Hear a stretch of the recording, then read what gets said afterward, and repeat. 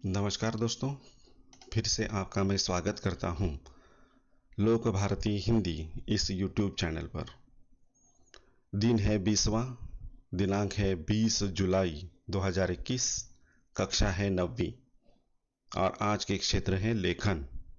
इसके लिए अपेक्षित कौशल हैं: छात्र अपने भाव, विचार संक्षेप में औपचारिक शब्दों में लिखित रूप में व्यक्त करेंगे। और संकल्पना औपचारिक पत्र लेखन। इसमें सबसे पहले देखिए, आओ पता करें।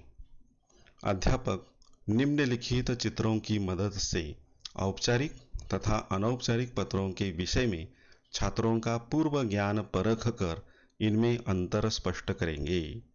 अब देखिए, इससे पहले जो हमारी तासिका हुई थी उसमें औपचारिक पत्र तथा अनौपचारिक पत्र, इन दोनों पत्रों के विषय में हमने विस्तार से जानकारी प्राप्त की है।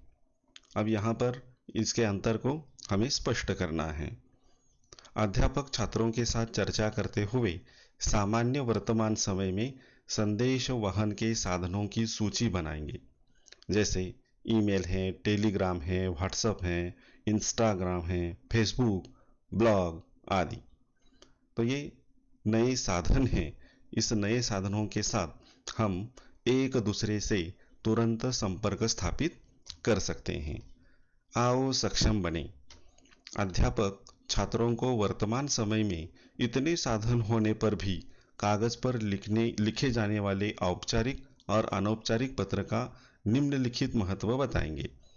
सरकारी तथा विभिन्न कार्यालयों में रिकॉर्ड रखने के लिए, यानी औपचारिक पत्र कागज पर ही लिखे क्यों होने चाहिए? इसके लिए इतने सारे साधन हैं, ईमेल हैं, जीमेल हैं, तो फिर कागज पर ही क्यों? क्योंकि पहला कारण है, जो सरकारी कार्यालय होते हैं इसमें विभिन्न प्रकार का रिकॉर्ड रखा जाता है और इसीलिए कागज पर ये लिखना जरूरी है।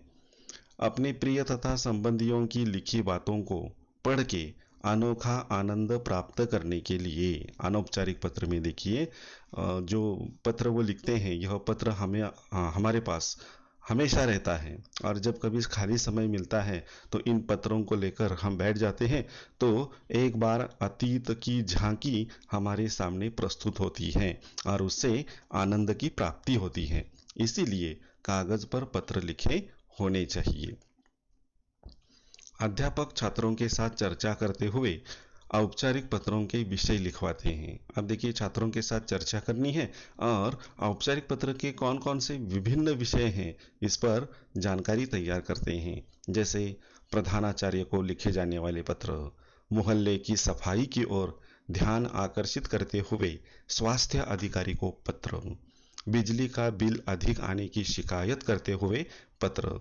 ऐसे विभिन्न प्रकार के विषय छात्रों से चर्चा करके प्राप्त करनी है। आओ अभ्यास करें। इसमें देखिए, अध्यापक विद्यार्थियों को पत्र का निम्नलिखित प्रारूप बहुत विस्तार से स्पष्ट करेंगे, उन्हें लिखने के लिए भी कहेंगे। तो यह जो पत्र का प्रारूप है छात्रों को लिखना है, जैसे कि यहाँ पर ऊपर देखिए, 10 सितंबर 2020 पहले दिनांक या जिसे तिथि कहा जाता है वो लिखना है। बाद में सेवा में, कॉमा प्रधानाचार्य, comma modern school, comma 27, comma Mayur Vihar, Nai Delhi, पूर्ण विराम। पिन कोड दिया है 110011 और इसके बाद इनका जीमेल अकाउंट या जिसे हम कहते हैं कि ईमेल पता, ये बहुत ज़रूरी है। इतनी बातें पहले भाग में लिखनी है। बाद में विषय, छुट्टी मांगने के लिए प्रार्थना पत्र, माननीय महोदय, ये पहला भाग हुआ और यहाँ से नीचे दूसरा भाग शुरू होता है। दूसरे भाग में देखिए, मैं आपके विद्यालय में 8वीं अ कक्षा का छात्र हूँ। कल पाठशाला से घर जाते समय तेज बारिश में भीग जाने के कारण मुझे अचानक बहुत तेज बुखार आ गया। डॉक्टर ने 3 दिनों तक घर पर आराम करने और समय पर औषधि लेने के लिए कहा है। निवेदन करता हूँ कि 3 दिनों तक, यानी 15 जुलाई 2021 से 17 जुलाई 2021 तक मैं पाठशाला नहीं आ पाऊंगा। कृपया मुझे 3 दिनों का अवकाश प्रदान करें।